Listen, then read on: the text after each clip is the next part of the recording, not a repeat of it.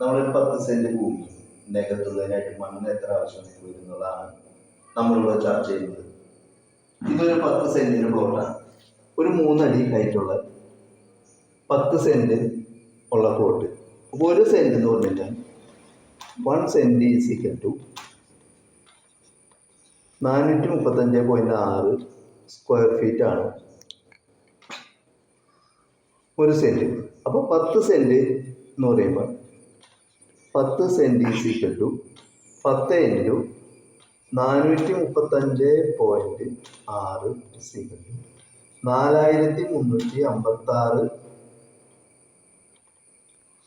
Square feet square ക്യൂബാണ് മണ്ണാണ് നമുക്ക് ഇവിടെ ആവശ്യമായിട്ട് വരും. 3 അടി നികത്താനായിട്ട്, അല്ല 1 അടി നികത്താനായിട്ട് 4356 സ്ക്വയർ ക്യൂബ് മണ്ണ് ആവശ്യമുണ്ട്. അപ്പം നമുക്ക് 3 അടി നികത്താൻ 3 into 4356 equal to 3 into 4356 is equal to 13068 square cube മണ്ണ് നമുക്ക് ആവശ്യമായിട്ട് വരും.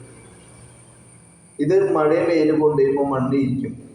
അപ്പോൾ ഈ കൃത്യമായിട്ട് ഇത്ര മണ്ണടിച്ച് നിരത്തി കഴിഞ്ഞാൽ പിന്നീട് നിർമ്മാണ പ്രവർത്തനങ്ങൾ പ്രോബ്ലംസ് ഇഷ്യൂസ് ഒക്കെ വരും. അപ്പോൾ അത് ഒഴിവാക്കാനായിട്ട് നമുക്ക് കൂടുതൽ മണ്ണടിച്ചിടുക. ഒരു വർഷക്കാലം വേനൽക്കാലമെങ്കിലും ഇത് മണ്ണിരിക്കാനും ഉറയ്ക്കാനായിട്ട് അവസരം കൊടുക്കുക. അപ്പോൾ മണ്ണ് കൂടുതൽ താഴും. പിന്നീട് നിർമ്മാണ പ്രവർത്തനങ്ങൾ വലിയ പ്രശ്നങ്ങളൊക്കെ വരും. അപ്പോൾ അതിന് കൂടുതലും മണ്ണടിച്ചിട്ടുണ്ട്. അത് നമുക്ക് എത്ര വേണമെന്ന് നോക്കാം.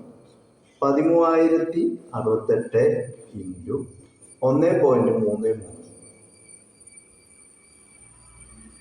ഇൻറ്റു 1.33 17380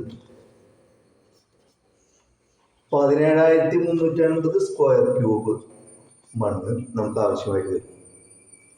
അപ്പം നമ്മൾ ഈ 9 യൂണിറ്റിൻ്റെ മണ്ണാണ് അടിക്കുന്നതെങ്കിൽ 9 യൂണിറ്റ് എന്ന് പറഞ്ഞാൽ 900 അടിയാണ്. അപ്പം 17380 ഹരണം 900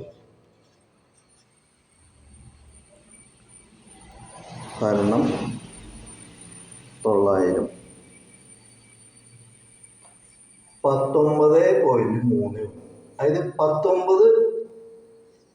9 യൂണിറ്റിൻ്റെ വണ്ടി നമുക്ക് ആവശ്യമായിട്ട് വരും. 19 വണ്ടി അതിൻ്റെ ഒരു 19.3 പറയുമ്പോൾ 19 ലോഡ് 9 യൂണിറ്റിൻ്റെ മണ്ണ് കൊണ്ടുപോയി അത് അടിച്ചിട്ട് കഴിഞ്ഞാൽ ഈ 10 സെന്റ് സ്ഥലം നല്ല വൃത്തിയായിട്ട് നിലനിന്ന് കിട്ടും.